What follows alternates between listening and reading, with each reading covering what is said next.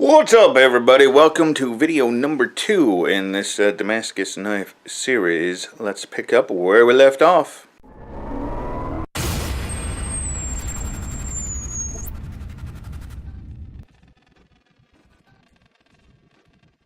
Alright, so we're picking up where we left off last time. I had just gotten the billet put together for a kind of unique pattern, and I was just about ready to start stretching out the knife, so we'll jump right into it there. Before we get to that, though, I want to thank everybody that has ordered a t-shirt. I'll put the link again in the description. I'm trying to throw new designs, new ideas up there when they come to me. Some of them are kind of cute. The ones that strike me the most are they're just a t-shirt with the HOJ Forge logo on it, and a few of you have been ordering those, which is like really cool. It makes me feel like I'm somebody. They care about me. So thank you, everybody. That's really cool, and every little bit helps. I get a couple of bucks from each of those, so appreciate that. So I got that Etsy store link in the description, and we'll get right into the video. Just stretching out the knife, and I'm going to speed it up so we can race through that part.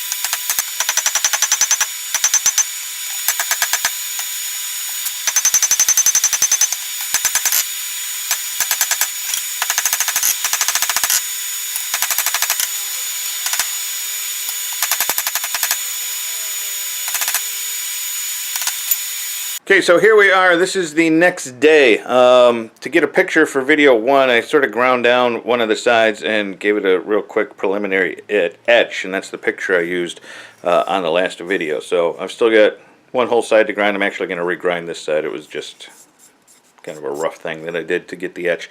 And we've got to get the final shape. I'm not super happy with that. I don't know what I want there. I was thinking I might go, mosquitoes, what the hell? It's the middle of September. I don't know. I was thinking I don't know what I want. So I'm going to play around with it on the grinder. We'll get the final shape, and we'll get it ground and get the bevels in there and do a heat treat.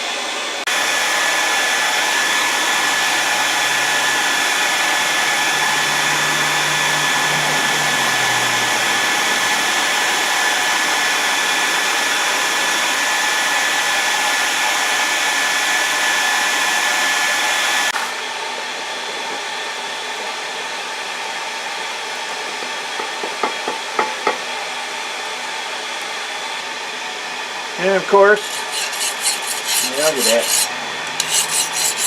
I love that sound. So just to make sure, because I do that straightening trick in the tempering, you know, I just held it up to a straight edge to make sure there were no no gaps or spaces, and it was perfectly straight, and it is,